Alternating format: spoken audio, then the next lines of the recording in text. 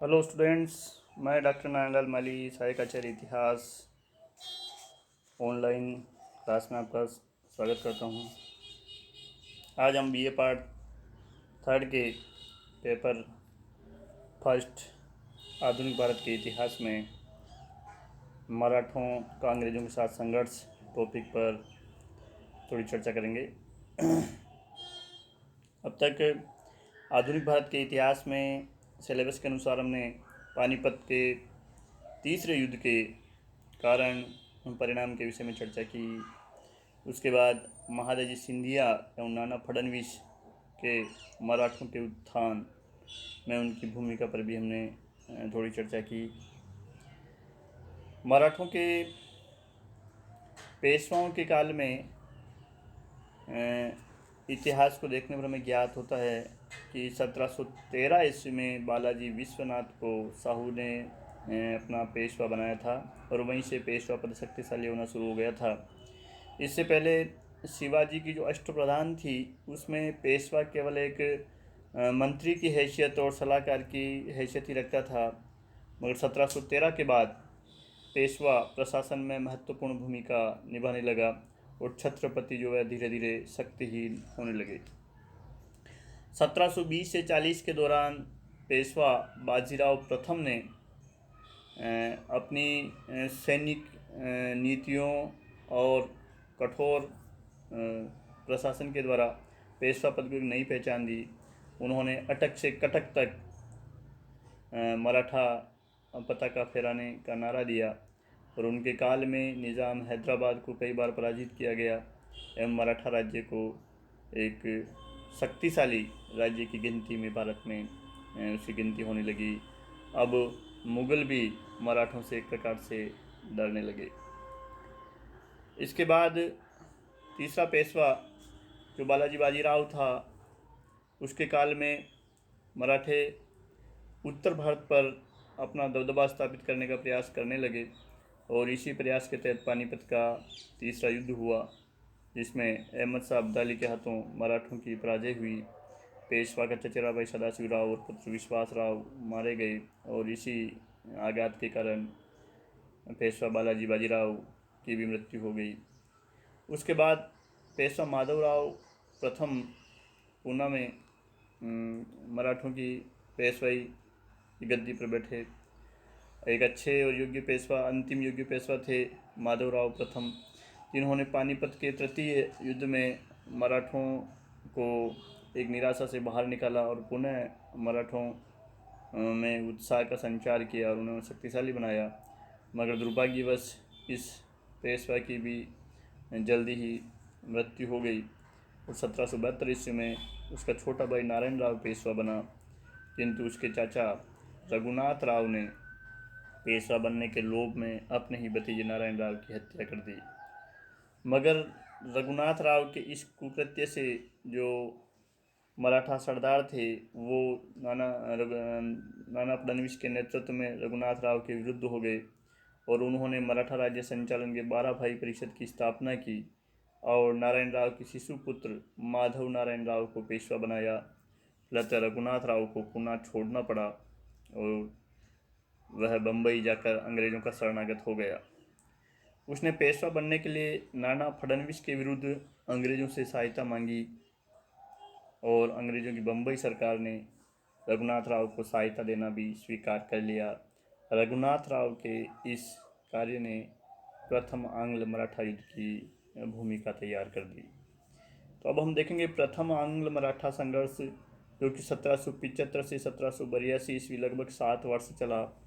इसमें हमने कुछ चीज़ें जो हमारे सामने आएगी वो इस प्रकार है कि इस युद्ध के दौरान 4 संधियों की महत्वपूर्ण भूमिका रही, जैसे सूरत की संधि 1775 ईस्वी, पुरंदर की संधि 1776 ईस्वी, बड़गांव की संधि 1779 ईस्वी और सालबाई की संधि 1782 ईस्वी।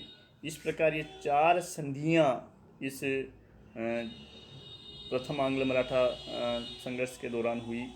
इसके अलावा 2 चीज़ें और निकल कर आएगी, बम्बई सरकार और कलकत्ता परिषद।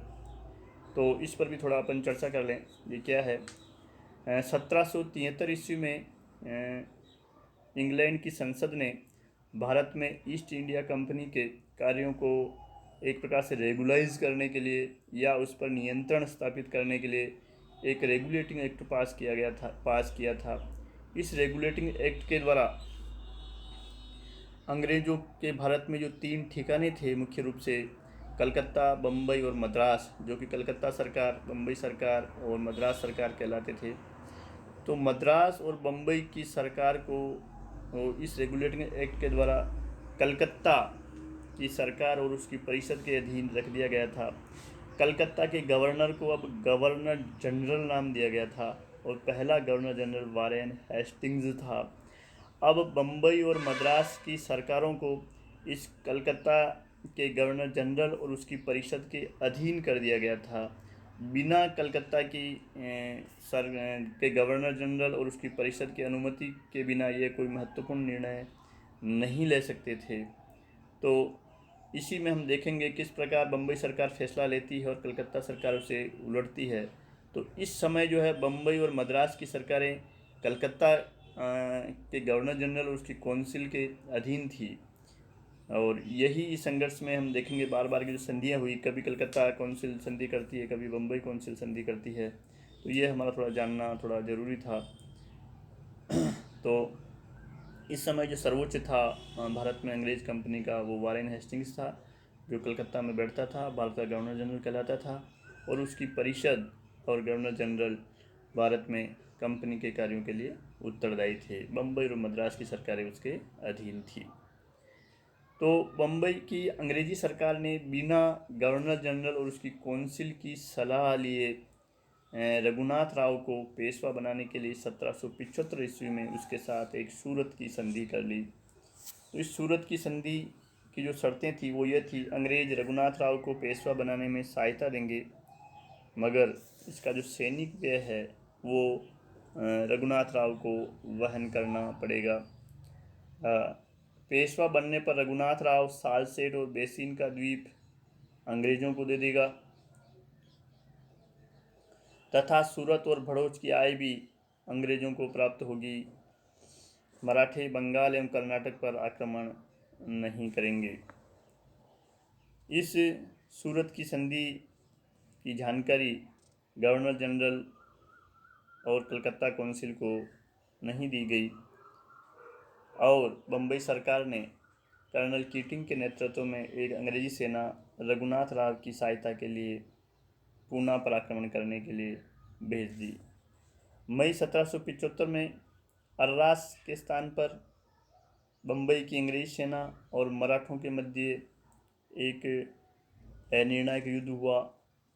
हम ये कहें कि मराठे इसमें कमज़ोर रहे, मगर ये अंग्रेज़ सेना पूना पर आक्रमण करने में, पूना को जीतने में ये एक प्रकार से असफल रही। इसी समय कलकत्ता परिषद को बम्बई से सूरत की संधि की प्रतिलिपि मिली।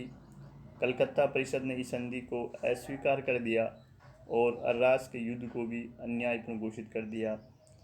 वारेन हेस्टिंग ने पूना दरबार से एक नई संधि करने के लिए कर्नल अपटन को पूना भेजा, जिसने मराठा दरबार से पुरंदर की संधि कर ली। इस पुरंदर की संधि के अनुसार जो इसकी मुख्य शर्तें थी, मार्च 1776 में जो संधि की गई, उसमें पहली शर्त यह थी कि सूरत की संधि जो है इस पुरंदर की संधि के द्वारा रद्द कर दी गई। अंग्रेज़ों ने रघुनाथ राव का पक्ष छोड़ दिया और पूना दरबार ने उसे 25,000 रुपये मासिक पेंशन देना स्वीकार कर लिया। पूना दरबार ने अंग्रेज़ों को युद्ध क्षतिपूर्ति के रूप में भी 12 लाख रुपए देना स्वीकार किया।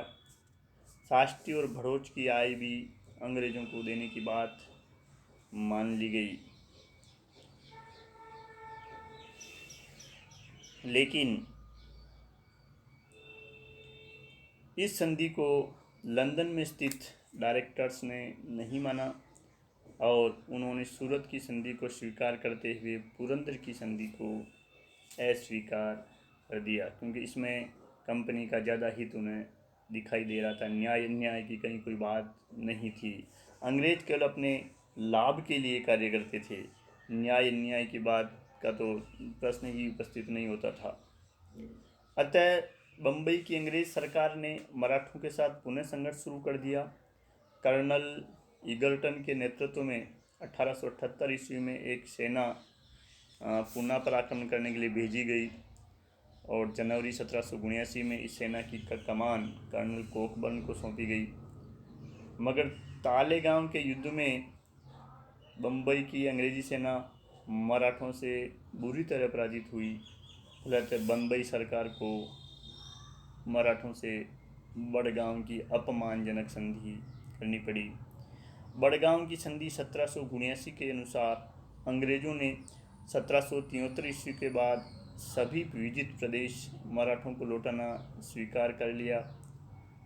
बंगाल से पहुंचने वाली सेना रास्ते में ही रोकना भी इन्होंने मान लिया और सिंधिया को बड़ौच की आय का 1/3 भाग देना स्वीकार कर लिया।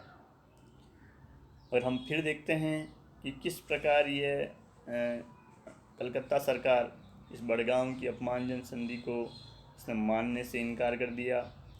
उसने मराठों के विरुद्ध बंगाल से कर्नल गोडार्ड के नेतृत्व में एक सेना भेजी।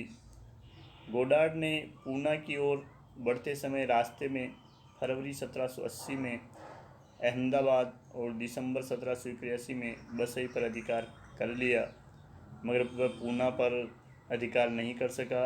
वह विफल रहा और उसे वापस लौटना पड़ा। इसी मध्य वारेन हेस्टिंग्स ने पोफम के नेतृत्व में बंगाल से एक दूसरी सेना भेजी। इस सेना ने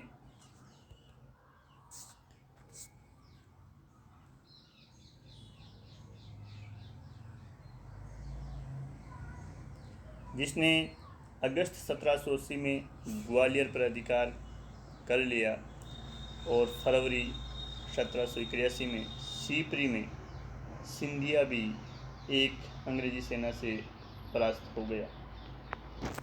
अतः अब सिंधिया को अपना राज्य बचाने के लिए अंग्रेज़ों एवं मराठों के मध्यस्थ की भूमिका निभानी पड़ी और मई 1782 में अंग्रेज़ों और मराठों के मध्य सिंधिया एक महादजी सिंधिया एक संधि कराने में सफल रहा, जो सालबाई की संधि के नाम से जानी जाती है।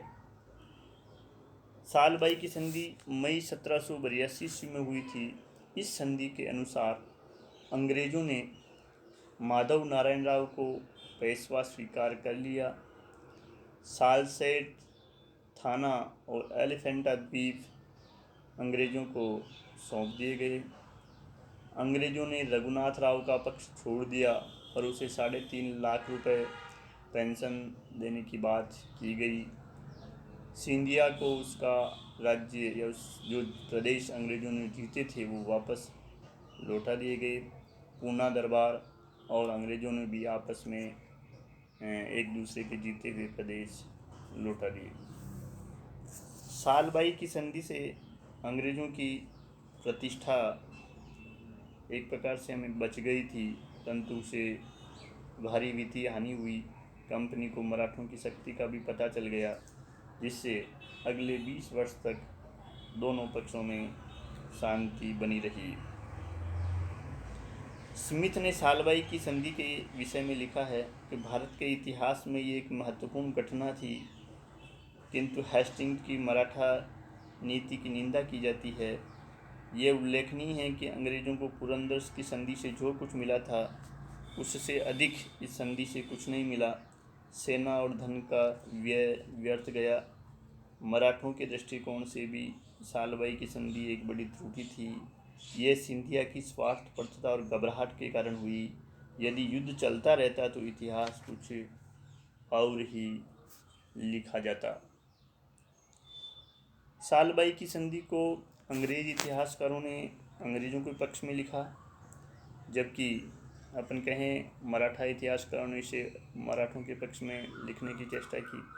इसी प्रकार मराठों का इतिहास लिखने वाले इतिहासकार G.S. सरदेसाई ने अपनी पुस्तक new history of the Maratha के तीसरे खंड में सालबाई की संधि के विषय में लिखा है। यह संधि जो लगभग 1 वर्ष से बन रही थी, भारतीय इतिहास में बड़ी महत्वपूर्ण है। अंग्रेजों ने मराठों के विरुद्ध अपनी शक्ति की परीक्षा की और ऐसी हार खाई कि उन्हें अपनी स्थिति संभालना कठिन हो गया।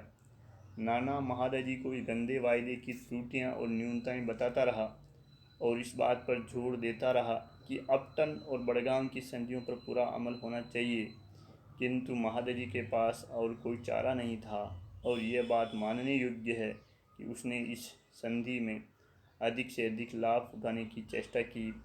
थाना का दुर्ग और उर्वर साल सेठ का द्वीप खोकर मराठा जाति को बड़ा पश्चाताप हुआ। शर्तों का कठोरता से पालन करने का आश्वासन प्राप्त करके महादजी ने अपना व्यक्तित्व ऊंचा कर लिया था। हेस्टिंग्स ने अपनी व्यक्तिगत मित्रता का हाथ बढ़ाकर और राजकीय मामलों में उसे पूरी छूट देकर सम्मानित किया। इसके कारण ब्रिटिश राजनीति ने उस पर अविश्वास प्रकट किया और महादजी ने भविष्य में अपनी उन्नति के लिए इसको आधार बनाया। एक प्रकार से हम कह सकते हैं कि सालबाई की संधि ने दोनों ही पक्षों के मध्य एक प्रकार से 20 वर्षों तक शांति स्थापित करने में महत्वपूर्ण भूमिका निभाई थी और अगले 20 वर्षों तक अंग्रेज़ों और मराठों के मध्य कोई संघर्ष नहीं हुआ। तो इस प्रथम अंग्रेज मराठा संघर्ष के तहत हम देखते हैं कि इस संघर्ष में मराठों का जो पलड़ा है एक प्रकार से भारी रहा।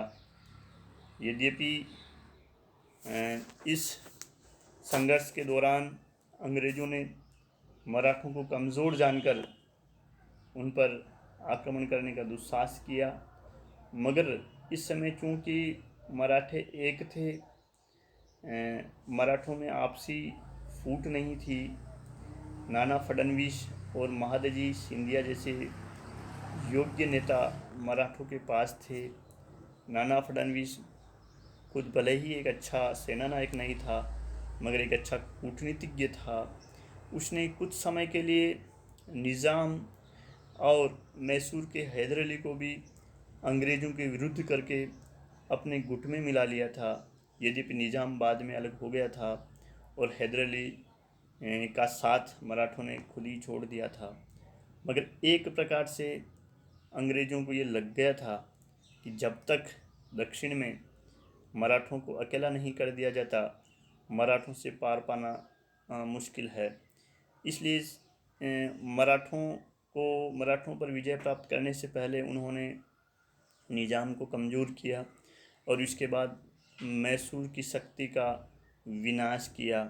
इसके बाद ही उन्होंने मराठों पर पुनः प्रभुत्व स्थापित करने की योजना बनाई, जिसे नाना फडणवीस की मृत्यु के बाद मराठी समझ नहीं सके और वह अपनी आपसी संघर्ष में ही उलझे रहे। परिणाम ये रहा कि इस शक्तिशाली मराठा राज्य पर अंग्रेज अपना प्रभुत्व स्थापित करने में सफल हुए।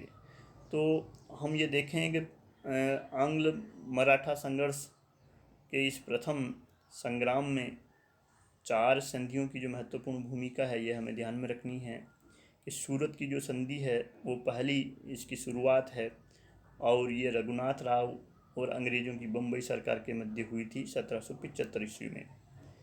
दूसरी जो संधि है वो पुरंदर की संधि है जो 1776 में पूना दरबार या मराठों एवं कलकत्ता कौंसिल के मध्य हुई थी। तीसरी जो संधि है वो बड़गांव की संधि है 1779 ईस्वी में। यह संधि बम्बई सरकार और मराठों के पूना दरबार के मध्य हुई थी। और चौथी संधि जो सालबाई की संधि है वो कलकत्ता कौंसिल और मराठों के मध्य हुई थी। और इस सालबाई की संधि में महत्वपूर्ण भूमिका महादजी सिंधिया ने निभाई थी और इसके पीछे कारण ये था कि सिंधिया के राज्य का बहुत बड़ा भूभाग अंग्रेज जीत चुके थे। तो महादजी सिंधिया को इस समय अपना राज्य भी बचाना था और नाना फडणवीस और उनके बीच जो प्रतिस्पर्धा चल रही थी उसमें मराठों के बीच अपना व्यक्तित्व भी ऊंचा करना था। तो महादजी सिंधिया की संधि में महत्वपूर्ण भूमिका रही। अब अलग अलग इतिहासकार इस संबंध में अपना अलग अलग मत व्यक्त करते हैं। अंग्रेज इतिहासकार जैसे कीने वगैरह ये कहते हैं कि यह यदि संधि नहीं होती और युद्ध चलता तो मराठा साम्राज्य पर अंग्रेजों का नियंत्रण स्थापित हो जाता। और दूसरी ओर मराठा इतिहासकार ये कहते हैं कि यदि युद्ध चलता तो अंग्रेजों की भारी पराजय होती और मराठा जीत जाते। फिर भी इस संबंध में हम ये देखते हैं कि सूरत की संधि और बड़गांव की संधि का जो पक्ष है वो बम्बई सरकार और मराठे हैं, और पुरंदर की संधि और सालबाई की जो संधि है वो कलकत्ता काउंसिल द्वारा की गई। जबकि रेगुलेटिंग एक्ट के द्वारा बम्बई सरकार को कोई संधि करने का अधिकार ही नहीं था, फिर भी चूँकि उन्हें लंदन में बैठे हुए कंपनी के डायरेक्टर्स का समर्थन प्राप्त था तो उस एक्ट के खिलाफ जाकर भी उन्होंने संधियाँ की, केवल और केवल अपने लालच और लोभ के कारण। और वारेन हेस्टिंग्स भी बार बार इन पलटता रहा इन संधियों के हाँ ना के चक्कर में, क्योंकि वो अंग्रेज़ कंपनी का एक प्रकार से सर्वोच्च अधिकारी इस समय भारत में था और ऐसा कोई काम नहीं करना चाहता था जिससे अंग्रेज़ों की प्रतिष्ठा गिरे। इसलिए जब उसे लगा उसका फ़ायदा था तो उसने संधि स्वीकार कर ली। जब लगा कि कंपनी की प्रतिष्ठा गिर रही है, अंग्रेज़ों को नुकसान हो रहा है, तो उसने संधियों को अस्वीकार कर दिया। और अंत में बीच का रास्ता जब निकला कि हैदर अली और मराठे मिलकर के अंग्रेज़ों को पराजय दे रहे थे, मगर इधर वो महादजी गायकवाड़ को तटस्थ करने में सफल रहे अंग्रेज़ और सिंधिया के राज्य के काफ़ी बड़े भूभाग को जीत चुके थे। तो इस प्रकार एक बीच बचाव का रास्ता इन्होंने निकाला।